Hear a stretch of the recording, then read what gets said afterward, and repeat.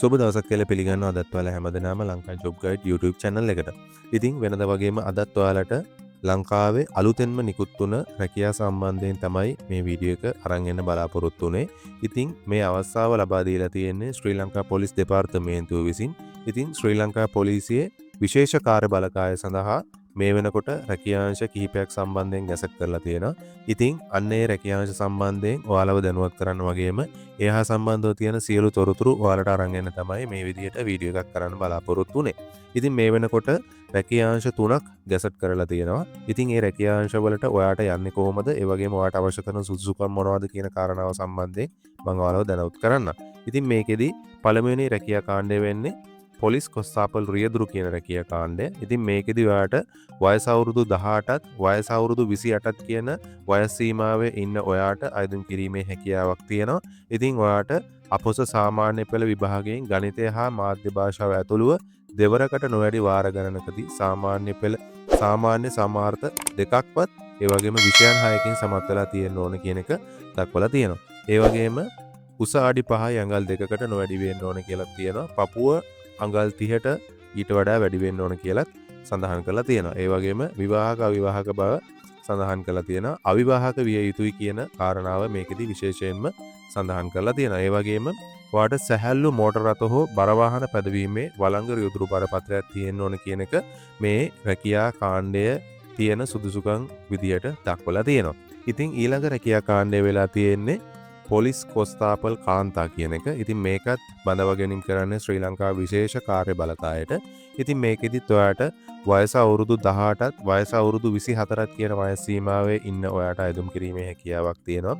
ඉතින් මේකෙදිත් අධ්‍යාපන සුදුසුකම් වෙන්නේ අධ්‍යයන පොදු සහතික පත්‍ර සාමාන්‍ය පෙළ විභාගයෙන් ගණිතය, විද්‍යාව, සිංහල, දෙමළ භාෂාව සහ ඉංග්‍රීසි භාෂාව ඇතුළුව විෂයන් 5ක් සඳහා සම්මාන සාමාර්ථ සහිතව විෂයන් 6කින් දෙවරකට නොවැඩි වාර ගණනකදී සමත් වීම, අධ්‍යයන පොදු සහතික පත්‍ර සාමාන්‍ය පෙළ විභාගයෙන් ගණිතය, සිංහල හෝ දෙමළ භාෂාව ඇතුළුව විෂයන් 5ක් සඳහා සාමාන්‍ය සාමාර්ථ සහිතව අධ්‍යයන පොදු සහතික පත්‍ර සාමාන්‍ය පෙළ විභාගයෙන් දෙවරකට නොවැඩි වාර ගණනකදී සමත් වීම සහ අධ්‍යයන පොදු සහතික පත්‍ර උසස් පෙළ විභාගයෙන් එක්වරකදී විෂයන් 2කින් සමත් වීම කියන අධ්‍යාපන සුදුසුකම් මේකෙදි දක්වලා තියෙනවා.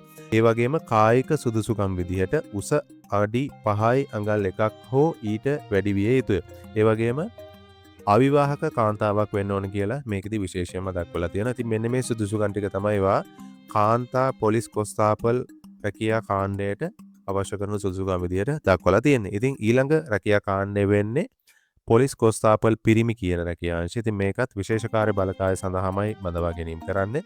ඉතින් මේකෙදි ඔයාට වයස අවුරුදු 18ත් වයස අවුරුදු 24ත් කියන වයස් සීමාවේ යටත් වෙලා තමයි ඔයාට මේ සඳහා අයදුම් කරන්න ඕනේ. ඒ වගේම අධ්‍යාපන සුදුසුකම් විදියට අධ්‍යයන පොදු සහතික පත්‍ර සාමාන්‍ය පෙළ විභාගයෙන් ගණිතය, විද්‍යාව, සිංහල, දෙමළ භාෂාව සහ ඉංග්‍රීසි භාෂාව ඇතුළුව විෂයන් 5ක් සඳහා සම්මාන සාමාර්ථ සහිතව විෂයන් 6කින් දෙවරකට නොවැඩි වාර ගණනකදී සමත් වීම හෝ අධ්‍යයන පොදු සහතික පත්‍ර සාමාන්‍ය පෙළ විභාගයෙන් ගණිතය, සිංහල හෝ දෙමළ භාෂාව ඇතුළුව විෂයන් 5ක් සඳහා සම්මාන සාමාර්ථ සහිතව අධ්‍යයන පොදු සහතික පත්‍ර සාමාන්‍ය පෙළ විභාගයෙන් විෂයන් 6කට දෙවරකට නොවැඩි වාර ගණනකදී සමත් වීම සහ අධ්‍යයන පොදු සහතික පත්‍ර උසස් පෙළ විභාගයෙන් එක්වරකදී විෂයන් 2ක් සමත් වීම කියන අධ්‍යාපන සුදුසුකම් බලාපොරොත්තු වෙනවා.